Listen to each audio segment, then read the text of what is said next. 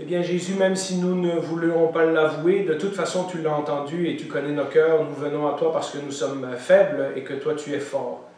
Nous venons à toi parce que nous sommes pécheurs et que toi, tu es parfait et tu nous as sauvés de nos péchés. Nous venons à toi parce que nous ne sommes pas très intelligents alors que ta parole est pleine de sagesse. Nous venons à toi parce que tu es le Dieu qui est assis dans le ciel, qui contrôle l'univers, qui contrôle également nos vies entre tes mains et que nous avons désespérément besoin de toi. Alors que nous approchons de ce message, alors que nous venons à cette parole, Seigneur, que ce ne soit pas simplement un beau discours pour le temps des fêtes, que ce ne soit pas un simple message d'encouragement que nous avons oublié quand nous sortons d'ici, mais que tu puisses nous parler puissamment au travers de ta parole. Viens à notre secours, Jésus. Au nom de Jésus, Amen. Alors, depuis quelques années, on est en train de passer en revue toutes les différentes réactions que les gens ont eues à la venue de Jésus. Et j'ai commencé par les évangiles de Matthieu et de Luc, et on a parlé déjà des mages, on a parlé des rônes, on a parlé d'autres affaires. On va continuer les autres années, il y a vraiment beaucoup de matériel, et puis on continuera dans Jean et dans 1 Jean, et comme ça on en a pour plusieurs Noëls encore, de voir des richesses sur le message de Noël. Mais si vous étiez là la semaine passée, vous savez qu'on a parlé de cet homme qu'on ne connaît pas beaucoup, de ces versets de la Bible à la fin du chapitre 2 de Luc, sur lesquels on saute rapidement, et qui nous parle de ce moment où 40 jours après sa naissance, Jésus a été présenté au temple par Joseph et Marie. Et à cette occasion, il y a un vieil homme qui s'appelait Siméon, qui a pris Jésus dans ses bras, qui a béni Dieu, qui a prononcé une prophétie aussi sur le futur de cet enfant. À côté de cet homme, il y avait une autre femme. Et donc, c'est de elle que nous allons parler aujourd'hui, une femme qui s'appelle Anne ou Anna, suivant la traduction de la Bible que vous avez. La première fois donc que Jésus a littéralement été au temple, ce n'est pas quand il avait 12 ans, c'est quand il avait 40 jours. Joseph et Marie l'ont appelé pour faire la purification qui était, l'ont amené, pour faire la purification qui était prescrite dans la loi de Moïse, et ils ont rencontré Siméon. Mais comme Luc, dans son évangile, aime toujours utiliser les témoins 2 par 2. En effet, c'était une parole de l'Ancien Testament que lorsqu'on est témoin de quelque chose, il faut qu'il y ait au moins 2 personnes. Sinon, c'est ta parole contre la mienne.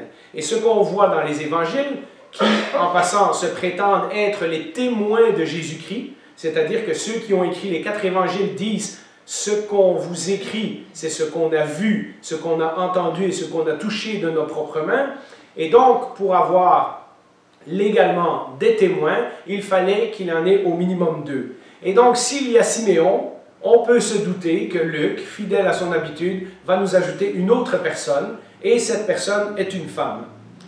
L'histoire, le fait que Luc utilise souvent un homme et une femme dans la même histoire, dans la même situation, parce qu'il veut montrer que les hommes comme les femmes sont pleinement bénéficiaires du plan de Dieu, de tout ce qui est en train d'arriver.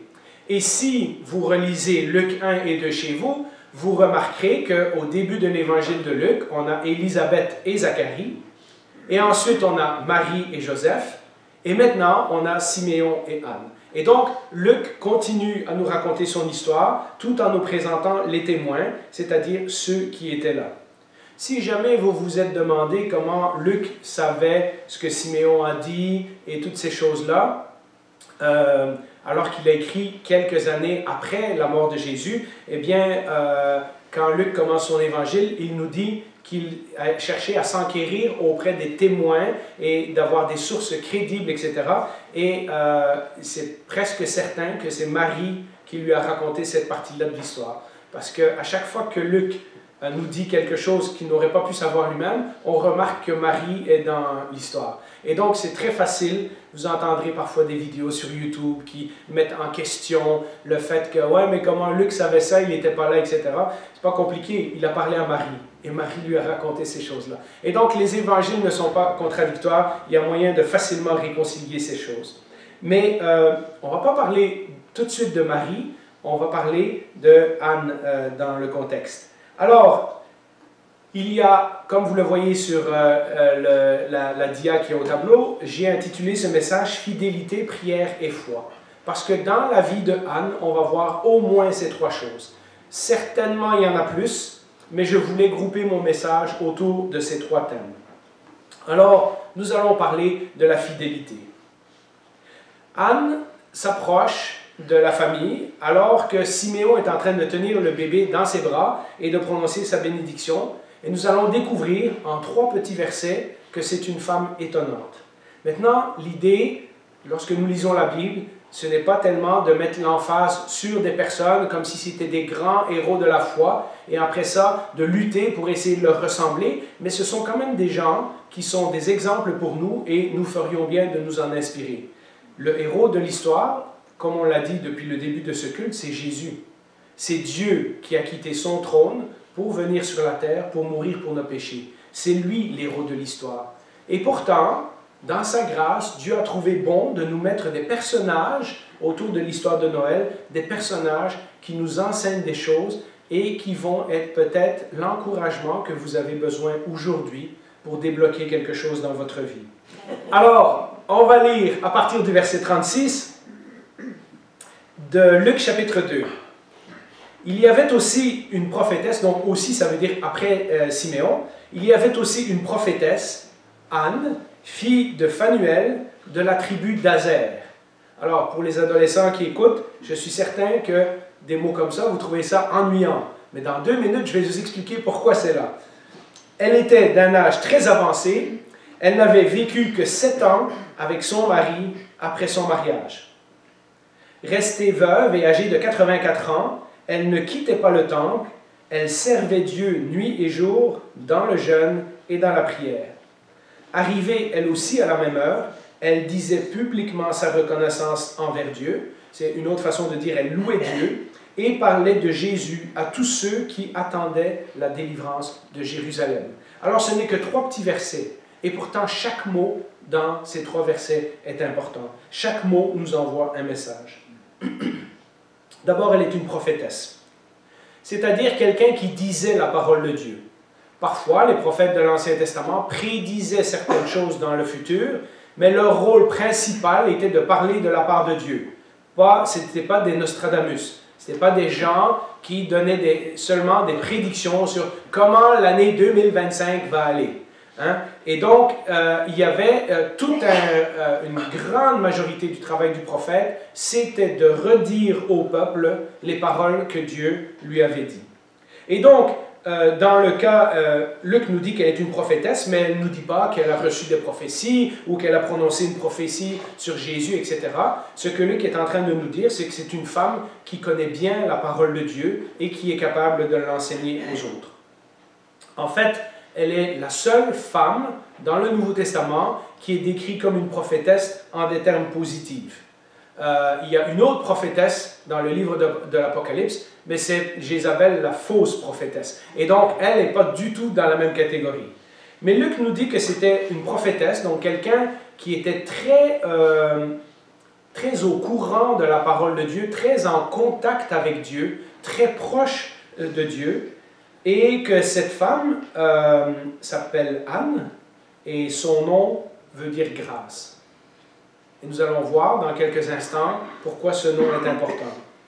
Elle se trouve dans la lignée de d'autres prophétesses de l'Ancien Testament. Il y avait Myriam, la sœur de Moïse, dans Exode chapitre 15, je pense. Et puis il y a la prophétesse Déborah, dans Juge chapitre 4. Et puis il y a une autre prophétesse dans 2 Rois 22. Il n'y a pas beaucoup de femmes prophètes dans l'Ancien Testament, mais il y en a quand même quelques-unes.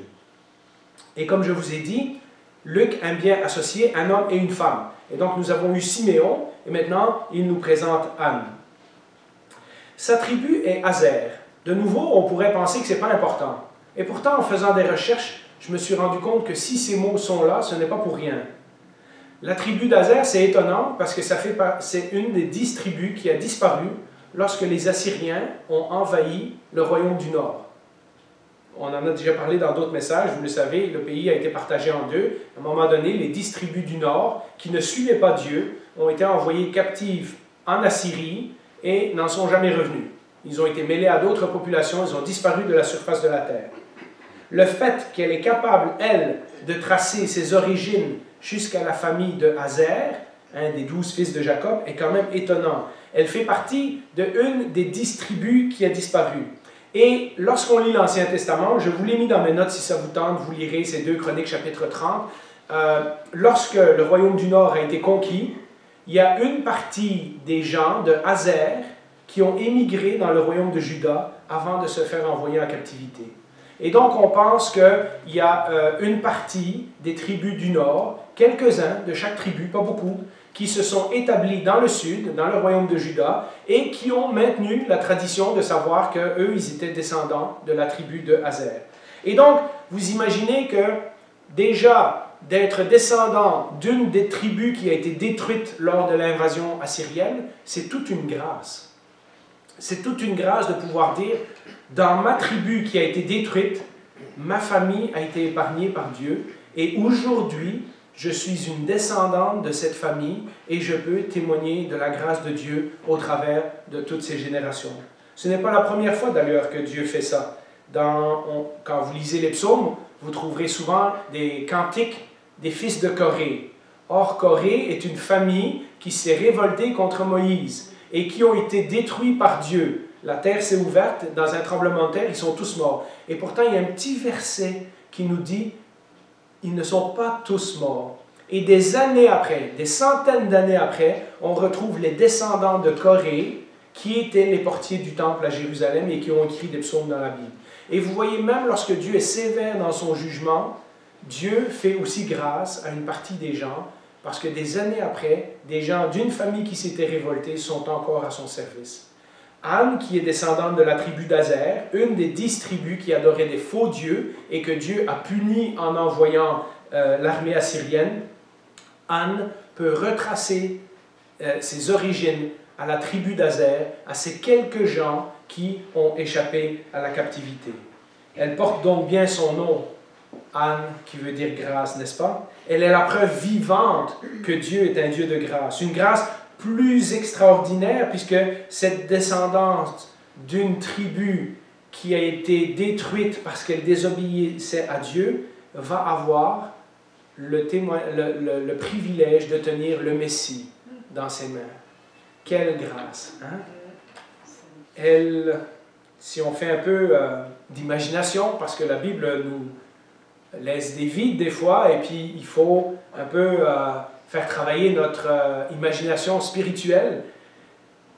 On imagine qu'elle a probablement rêvé au mariage, comme toutes les jeunes filles juives à son époque. Hein, on a appris qu'elle était mariée. Elle voulait se marier parce que le mariage signifiait une sécurité, une stabilité financière, et puis surtout des enfants qui pourraient s'occuper d'elle dans ses vieux jours. On l'a vu dans le livre de Ruth, pour ceux qui étaient là lorsqu'on a étudié ce livre, que la vie d'une veuve en Israël à cette époque-là, et partout dans l'Empire romain en passant, était extrêmement difficile, puisque comme c'est l'homme qui travaillait, c'était lui qui apportait l'argent à la maison, et lorsqu'une femme se retrouvait sans mari et sans enfant, c'était très difficile de survivre. Il faisait partie des gens les plus pauvres de la société. Et Luc nous dit que pourtant, après tous ses rêves de mariage et de stabilité, eh bien, elle est devenue veuve après seulement 7 ans de mariage. Si on imagine que les jeunes filles se mariaient entre 16 et 18 ans à cette époque-là, elle n'a pas 25 ans lorsque son mari est décédé. Elle aurait pu se remarier, et pourtant elle ne l'a pas fait. Elle aurait pu être amère, comme Naomi dans le livre de Ruth, en vouloir à Dieu, et pourtant elle ne l'a pas fait. Et maintenant, Luc nous dit qu'étant rendue très âgée, elle sert continuellement Dieu dans le temple. J'ai fait le calcul, vous le ferez si vous arrivez à peu près à la même chose que moi, on devrait arriver à peu près 60 ans de service dans le temple, depuis que son mari est décédé. Pour beaucoup d'entre nous, vivre ce genre de vie pendant 60 ans, ça serait considéré comme une perte de temps. Pourtant, d'après la Bible, on voit qu'aux yeux de Dieu, sa vie a été précieuse et productive. Elle aimait quelqu'un plus que d'aimer avoir un mari, d'aimer avoir des enfants, d'aimer avoir une situation. d'aimer avoir une vie normale comme toutes les autres femmes de son époque. Elle aimait le Seigneur et elle était prête à attendre jusqu'à ce qu'il arrive. Nous vivons tous pour quelque chose ou pour quelqu'un. Ce que nous faisons de nos vies lorsque nous ne sommes pas à l'Église dévoile ce pourquoi nous vivons réellement. Là où mettons tous nos espoirs, toutes nos énergies, tout notre futur. Et je ne dis pas qu'il y a des mauvaises choses avec le mariage, ou avec la carrière, ou avec acheter une maison, et ces choses-là, mais si nous mettons toutes nos énergies dedans, il y a peut-être quelque chose que nous passons à côté. Nous vivons tous pour quelque chose. Si nous vivons, vous vous rappelez ces paraboles de Jésus, hein, cet homme qui trouve une perle précieuse dans un champ et qui va vendre tout ce qu'il possède pour pouvoir acquérir la perle précieuse. Ou cet homme qui trouve un trésor et qui s'arrange pour vendre toutes ses affaires pour finalement aller déterrer le trésor. Jésus nous a dit que notre cœur dévoile ce que nous aimons. Là où est ton trésor, là aussi sera ton cœur. Ou on peut dire à l'envers, là où est ton cœur, là aussi sera ton trésor. Qu'est-ce que nous sommes prêts à laisser aller pour pouvoir suivre Jésus? Vous savez, un pasteur disait, si nous voulons que nos vies soient précieuses, il faut que nous vivions pour quelque chose de précieux. Je pense que Anne n'est pas au temple par désespoir. Anne a décidé de mettre tout ce qu'elle avait de plus précieux dans sa relation avec Dieu. Et pendant 60 ans, elle va servir Dieu tous les jours dans le temple. D'ailleurs, quelle récompense extraordinaire, parce que Luc mentionne aussi, et ça aussi peut-être tantôt, quand j'ai lu « Fille de Phanuel », vous vous êtes dit, bon, quel détail inutile.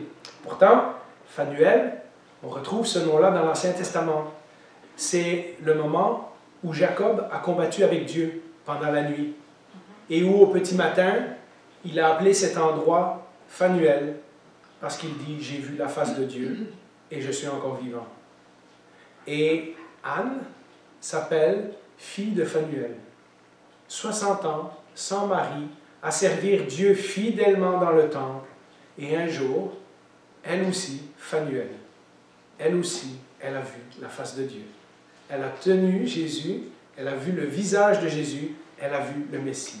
C'est ce bien si précieux qu'elle a attendu toute sa vie, au point de ne pas se remarier, de ne pas avoir d'enfants, de ne pas avoir d'autre vie mais que celle du temple. Ce bien si précieux, elle l'a vu, elle l'a tenu dans ses mains, elle a pu l'admirer. Anne a eu l'infime honneur, elle, descendante d'une tribu disparue, d'en voyant Jésus, de voir Dieu face à face. Alors mes amis, si des fois vous arrivez à la fin de votre vie, ça fait longtemps que vous êtes chrétien, et vous luttez, et vous êtes fatigué, et vous vous demandez pourquoi le Seigneur ne vous guérit pas, pourquoi le Seigneur n'intervient pas, pourquoi ça prend tellement de temps avant d'avoir des réponses à votre prière, bien, je peux vous dire qu'un jour, vous verrez la face de Dieu. Et ce jour-là, vous serez consolé. Alors courage, votre vie n'est pas inutile, même si c'est exactement comme ça que vous vous sentez en ce moment. Courez à la parole de Dieu, lisez et relisez cette histoire. Faites confiance que Dieu finit par accomplir ses promesses et il vous donnera le courage de traverser une autre journée. Et c'est une journée à la fois. Et des fois, c'est une demi-journée à la fois. Et on se demande comment on va survivre jusqu'au soir. Mes amis, courons à la parole de Dieu. Rappelons-nous qu'à la fin de notre vie ici-bas, nous verrons Jésus face à face. Deuxièmement, je veux aussi vous encourager par la vie de prière de Anne. Anne est quelqu'un qui a passé beaucoup de temps dans la prière. Contrairement à Siméon, Anne ne se contente pas de visiter le temple. Parce que Siméon, il vient au temple, mais Anne, elle habite là. Elle est là tout le temps. Luc nous dit au verset 37, « Restée veuve et âgée de 84 ans, elle ne quittait pas le temple. Elle servait Dieu nuit et jour dans le jeûne et dans la prière. » Elle servait Dieu. écoutez bien, elle servait Dieu. Dieu considère que la prière est un service que Anne faisait pour lui. C'était une adoration que Anne faisait pour lui. Ces 60 ans passés à prier et à rien faire d'autre. Pas organiser des groupes de jeunes à l'église, pas s'impliquer dans la chorale, pas participer au conseil des anciens, pas être trésorière. Ces 60 ans à passer à prier, à rien faire d'autre que de prier, qui pour nous, encore une fois, sont souvent vus comme une perte de temps et considérés par Dieu comme un service, une adoration, puisque le mot service et adoration veut dire la même chose dans l'Ancien Testament. Elle adorait Dieu nuit et jour dans le jeûne et dans la prière. Peut-être que certains théologiens supposent qu'elle faisait partie d'un petit groupe de veuves qui étaient dans le temple et qui avaient des fonctions particulières. On n'est pas certain. On sait qu'il y avait des chambres et des pièces dans le temple pour les gens comme les prêtres qui habitaient ailleurs et qui venaient pendant plusieurs semaines faire leur service. En tout cas, ce qu'on sait, c'est que Luc nous dit qu'elle était là jour et nuit. Elle n'était pas là comme touriste. Elle ne venait pas visiter le temple une fois par semaine quand ça lui tentait. Elle était de ceux qui prennent Dieu très au sérieux. Si elle connaît son Ancien Testament, et je suis certain qu'elle le connaissait, puisqu'elle était prophétesse, elle priait certainement pour la consolation d'Israël, comme Luc nous dit à la fin du texte. Elle priait que Dieu accomplisse ses promesses. Elle priait pour que l'exil que le peuple d'Israël vivait spirituellement prenne fin. Elle priait pour la venue du Messie, je suis certain. Bien sûr, dans l'éternité, on aura la chance de lui demander. Luc n'est pas très précis, mais ce sont des choses qu'on peut déduire sans trop faire d'erreur. Parce qu'elle est réellement en exil. Vous savez, je vous ai dit il y a quelque temps que lorsque le peuple d'Israël est revenu de l'exil, ils ne se sont jamais vraiment sentis comme que l'exil était fini. Parce qu'ils sont revenus, puis Jérusalem était plus ce que c'était, le temple était plus ce qu'il était, il n'y avait plus de prophètes, il n'y avait pas de nouvelles révélations de Dieu à cette époque-là. Ils étaient passés sous la domination des Mèdes et des Perses, et ensuite sous les Grecs, et ensuite sous les Romains, et un après l'autre, ils avaient été dominés par d'autres empires. Il n'y avait plus personne sur le trône de David. Le pays d'Israël au temps de Jésus n'était pas du tout le même Israël qu'au temps du roi David et du roi Salomon. Et donc les Juifs spirituels, les Juifs religieux sentaient comme si Dieu leur en voulait encore. Ils se sentaient encore en exil. Ils se sentaient encore punis pour leurs fautes, pour leurs idolâtries, pour leurs péchés qu'ils avaient fait dans l'Ancien Testament. Ils savaient qu'il y avait quelque chose qui n'était pas tout à fait correct. Et Anne, dans sa propre vie, est totalement l'exemple d'une personne qui vit en exil. Elle est une veuve dans un monde où tout le monde se mariait. Elle est une prophétesse à une époque où il n'y a plus de prophètes depuis 400 ans. Elle est de la tribu d'Azer, qui n'existe plus. Elle est une Israélite dans un territoire romain. Elle est une croyante dans un monde où tout le monde avait abandonné la foi. Année après année, et c'est peut-être le cas dans votre vie, le Seigneur avait enlevé à Anne tout ce qui aurait pu lui faire croire que ce monde était sa véritable patrie. Et pourtant, au lieu d'être amère, au lieu d'en vouloir à Dieu, au lieu de se décourager, au lieu de dire « la foi, ça ne sert à rien », elle était dans le temple tous les jours pour le prier. Dieu lui avait tout enlevé et pourtant elle était dans le temple à le servir et à le prier tous les jours. Et Luc rajoute même et nuit, jour et nuit. À mon avis, quand elle faisait des insomnies, elle se levait et elle allait prier. Quand on prie comme ça, pendant des décennies entières, on apprend à prier beaucoup plus que pour nos besoins quotidiens. Les prières d'Anne n'étaient pas motivées par l'inquiétude du moment, mais par l'accomplissement des promesses de Dieu. Elle attendait, comme un certain nombre d'autres Juifs, la rédemption d'Israël, l'accomplissement des promesses de Dieu. Elle attendait que Dieu fasse quelque chose. Anne savait de sa propre expérience que ce que les gens ont besoin, ce n'est pas une bonne épouse ou un bon époux, ce n'est pas seulement une bonne épouse, un bon époux, ce n'est pas une vie confortable, ce n'est pas de l'argent, ce n'est pas une bonne santé, ce n'est pas un pays libéré des Romains. Ce que les gens ont vraiment besoin, avant toute chose, c'est Christ en eux. C'est Jésus-Christ qui vit en eux.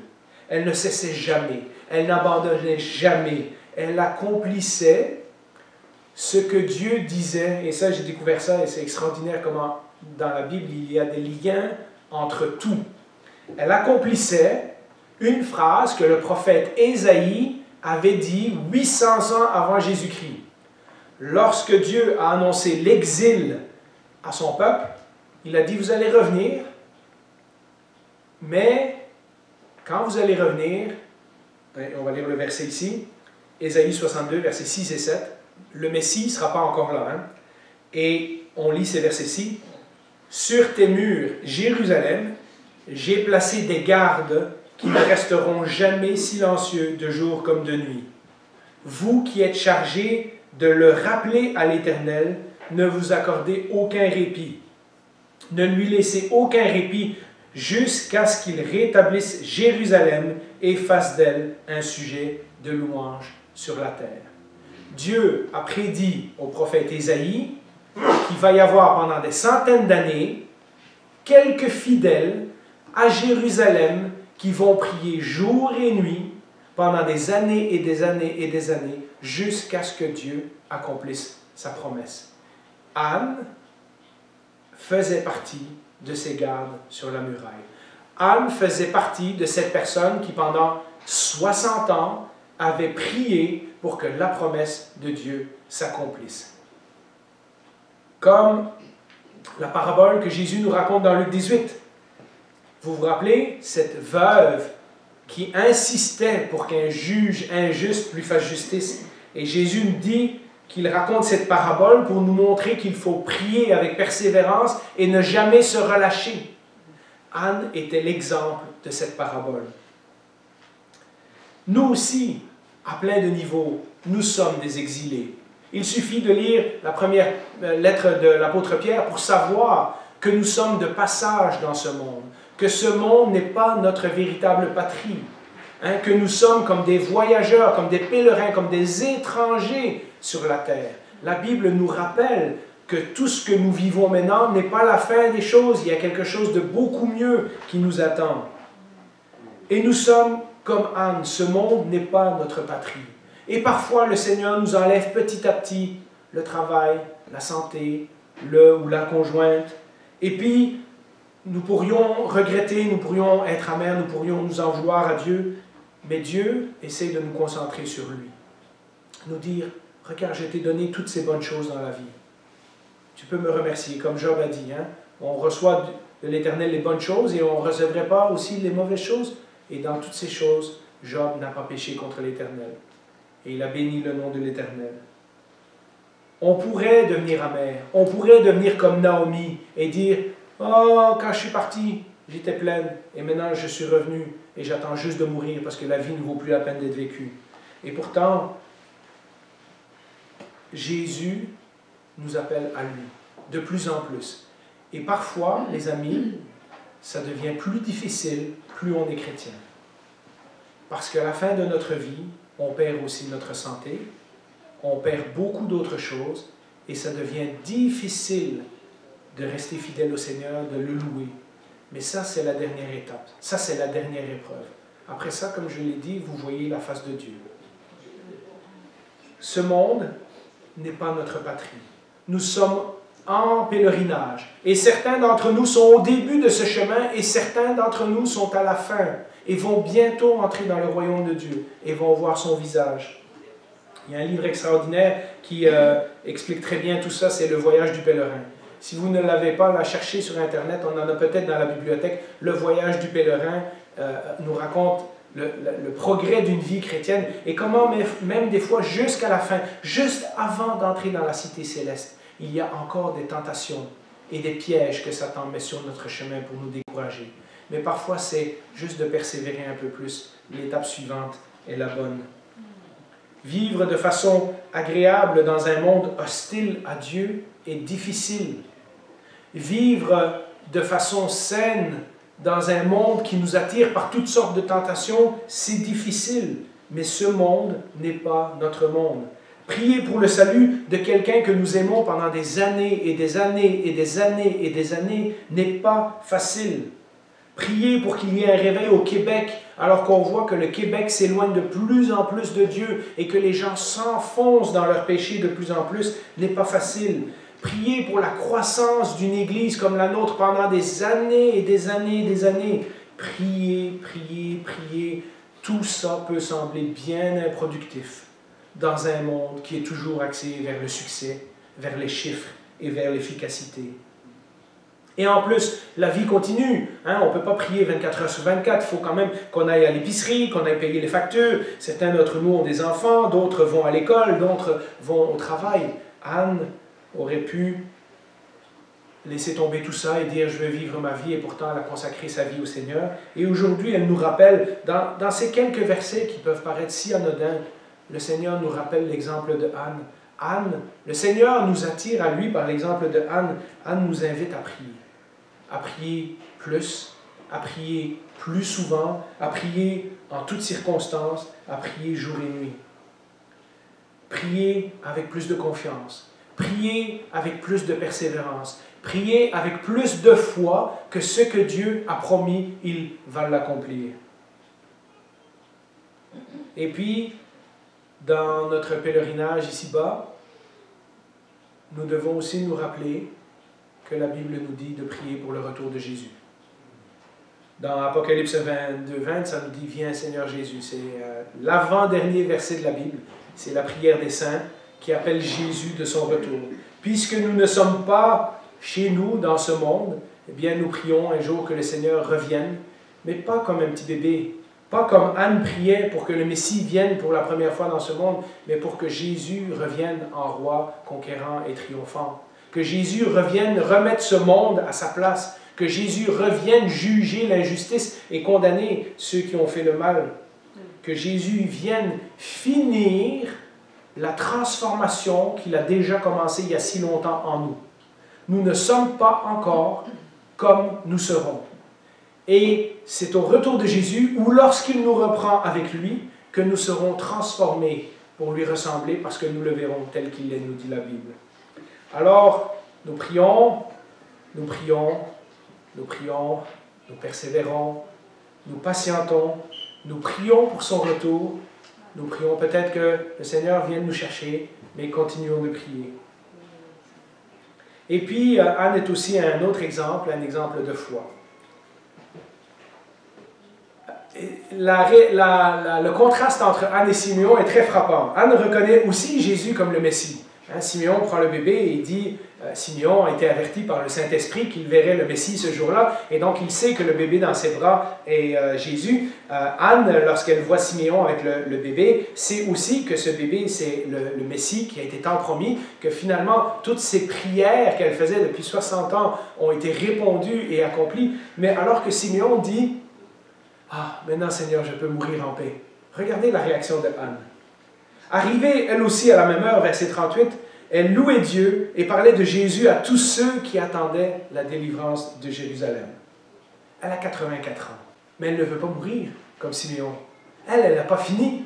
Elle veut parler à tout le monde qui est autour de elle de la bonne nouvelle qu'elle vient de découvrir, de l'accomplissement de la promesse. Elle a envie de parler de Jésus à tous ceux qui l'entourent et qui eux aussi attendent la délivrance de Jérusalem. C'est-à-dire eux aussi qui, comme elle, attendent depuis tant d'années que les promesses de Dieu s'accomplissent. Elle ne veut pas mourir, elle veut répandre la bonne nouvelle. Et comme les disciples de Jésus qui vont la suivre après, et puis comme nous à leur suite, elle est poussée de témoigner de la bonne nouvelle qu'elle a reçue. Vous savez, il y a un autre contraste là, et je vais finir avec ça, le contraste entre Marie et Anne. J'ai parlé du contraste entre Siméon et Anne. Siméon, lui, il peut partir en paix. Anne, elle n'en a pas fini. Tant que le Seigneur n'a pas fini avec moi, j'en ai pas fini, je ne vais pas m'en aller. Pensez-y, Marie a été la première à qui l'ange a annoncé la bonne nouvelle. Marie a été la première à savoir que l'enfant qu'elle portait serait le sauveur du monde. Élisabeth a été la première à réaliser que le bébé dans le ventre de Marie était le Messie. Hein? Il était celui que, elle dit, la mère de mon Seigneur. Mais Anne est la première femme à comprendre ce que signifie la bonne nouvelle et à répandre la bonne nouvelle. Oui, un Messie est arrivé, comme le reconnaît Siméon dans sa prophétie quelques instants auparavant, mais aussi une ère nouvelle où Dieu maintenant ne parlera plus par des prophètes, mais où Dieu nous a parlé par son propre Fils, où Jésus est venu lui-même en personne nous montrer qui Dieu était.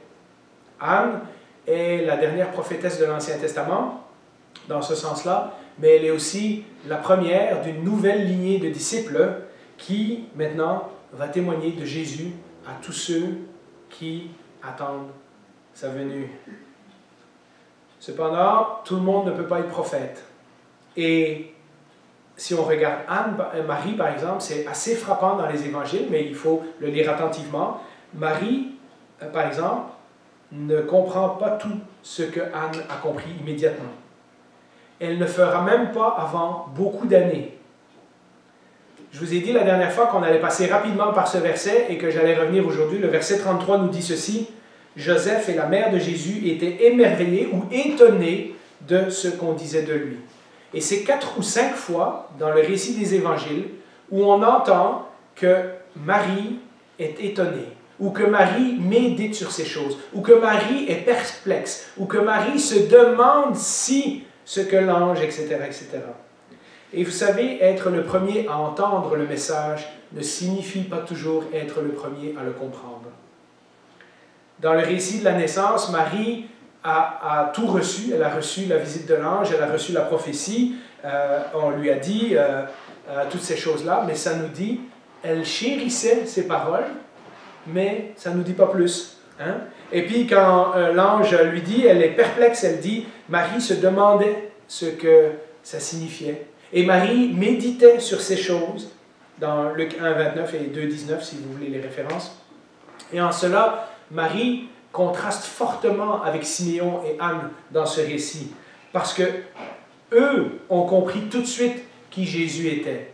Et Marie, qui a porté Jésus, n'a pas compris, n'a pas vraiment compris. Et ça va prendre des années avant qu'elle le comprenne.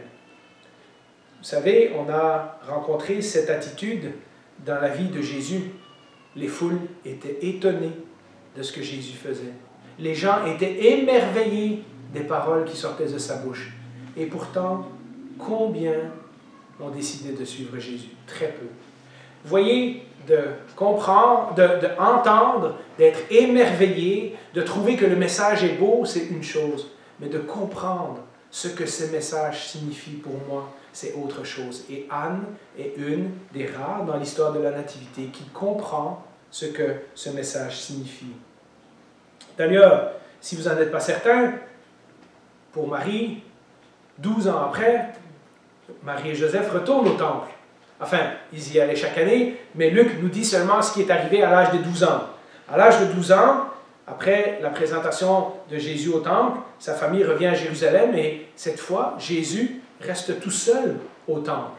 Vous vous rappelez cette histoire où ses parents ont commencé à retourner vers Nazareth et après une journée de marche, ils se rendent compte que Jésus n'est pas avec la famille et les amis, mais que Jésus n'est pas là. Et ils retournent et ils le cherchent pendant 3 jours et Jésus est au temple en train de parler aux grands théologiens. Et Marie et Joseph le cherchent frénétiquement et lorsqu'ils le retrouvent en train de poser des questions aux enseignants, Marie dit, mon enfant, pourquoi nous as-tu traité ainsi? Hein? Elle lui reproche, hein? Regarde, ton père et moi, nous t'avons cherché et avec une grande anxiété, on était inquiets à en mourir. Hein? Jésus répond, vous ne saviez pas que je dois m'occuper des affaires de la maison de mon père? Et qu'est-ce que nous dit Luc à ce moment-là, au verset 50 et 51? Mais ils ne comprirent pas ce qu'il leur disait. Puis il descendit avec eux pour aller à Nazareth et il leur était soumis. Sa mère gardait précieusement toutes ces choses dans son cœur. C'est important pour Marie. Elle est touchée. Elle trouve ça spécial. Elle est étonnée. Elle est émerveillée. Elle médite sur ces choses. Mais elle ne va comprendre que après la croix et après la résurrection. Vous vous rappelez, on a vu plusieurs épisodes où sa maman vient le chercher avec ses frères parce qu'il pense que Jésus n'est pas bien. Et d'autres textes qui nous disent que les frères de Jésus ne croyaient même pas en lui. Et jusqu'à la croix, oui, on voit Marie à la croix, mais jusque-là, elle ne sait pas ce qui lui arrive. Et c'est à la résurrection que tout à coup, toutes les choses tombent en place. C'est lorsque Jésus est mort et ressuscité que Marie comprendra finalement, voilà pourquoi l'ange est venu me dire que ce bébé que j'ai va sauver son peuple de ses péchés. Pendant longtemps, Marie va être incertaine. Et son acceptation complète du message de Jésus va venir avec la mort et la résurrection. Et ensuite, Marie et les frères de Jésus seront des disciples de Jésus et vont le suivre. Mais jusque-là, les premiers qui savaient n'étaient pas nécessairement ceux qui avaient compris le message. Alors, quelle bénédiction pour nous aujourd'hui qui pouvons relire cette histoire et voir tous ces détails et découvrir toute cette richesse et voir le contraste entre les personnages et voir les exemples que la Bible nous laisse. Alors, ma question pour nous aujourd'hui, elle est bien simple et vous aurez peut-être besoin de réécouter le message pour répondre à cette question. Fidélité, prière, foi, en pensant à votre vie, en pensant à où vous voulez mettre votre énergie, en pensant à qui vous voulez suivre, en pensant à qui vous voulez attendre, qui est plus précieux que tout le reste, en voulant que votre vie ait de la valeur. Ma question, elle est posée ce matin, serons-nous comme Marie ou serons-nous comme Anne? C'est une question de choix. Prions.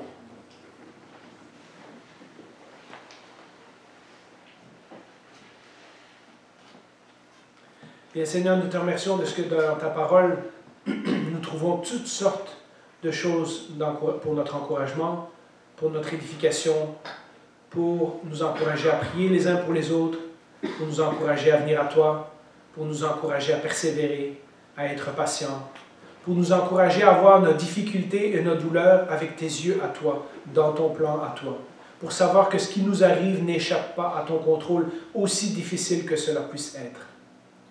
Oui Seigneur, nous voulons prier et persévérer pour que tu nous enlèves certains de nos difficultés, certains de nos soucis. Nous voulons continuer à prier pour ceux que nous aimons et qui ne te connaissent pas. Et comment nous avons le cœur brisé de savoir que parfois des gens de notre propre famille ne te suivent pas, alors que nous leur avons tout enseigné. Nous voulons continuer à prier les uns pour les autres pour notre encouragement, mais plus que ça, nous voulons prier pour ton retour. Nous attendons, Seigneur, que tu reviennes, que ce soit de notre vivant ou à une autre époque, c'est toi qui décides. Mais nous voulons, Seigneur, qu'un jour, toutes ces maladies, toutes ces souffrances, toutes ces injustices dans le monde, tout ce mal qui règne autour de nous, soit réparé et restauré. Et nous savons que cela ne se fera que lorsque tu reviens. Nous savons aussi que lorsque cela se fera, les gens qui t'ont refusé, qui t'ont rejeté, les gens qui vivent sans toi, les gens qui veulent rien savoir de toi seront privés de toi pour l'éternité. Et nous serons dans ta présence et nous serons consolés. Seigneur, que ces puissantes paroles, que la vie de Anne, que sa persévérance, que sa vie de prière, que ces quelques versets que tu as laissés dans ta parole et qui semblent bien insignifiants, puissent être une profonde source d'encouragement pour nous aujourd'hui. Nous l'avons dit en début de prière, Seigneur, nous sommes faibles et nous avons besoin de toi. Nous sommes des pécheurs, nous avons besoin d'être réconciliés avec toi. Nous sommes perdus, nous avons besoin d'être sauvés. Nous sommes des humains et nous avons besoin du Dieu qui a créé les cieux et la terre. Nous prions ces choses au nom de Jésus, qui est venu sur la terre comme un bébé, mais qui a aussi souffert pour nous, qui est mort sur la croix pour pardonner nos péchés, qui nous a donné sa justice, qui est remonté au ciel et qui un jour viendra nous chercher. Et nous te rendons gloire. Amen.